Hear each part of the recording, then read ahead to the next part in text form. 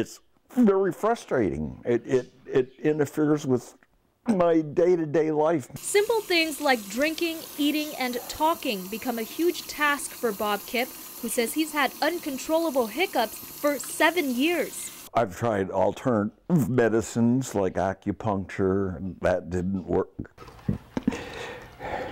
The hiccups are continuous. Once a month or twice a month, where I go a whole day without hiccups. Interrupting even the shortest of sentences. When I have to say my name, even sometimes I have to hiccup and it sounds like I just came in from a local tavern. And it is comical, but also it's very frustrating.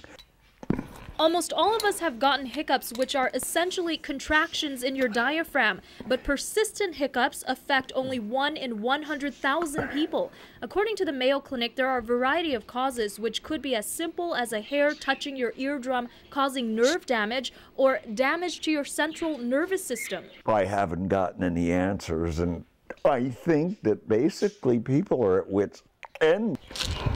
He's tried muscle relaxants and medical treatments called a nerve block, where they stick an injection through your neck going into the nerve. But so far, the hiccups continue.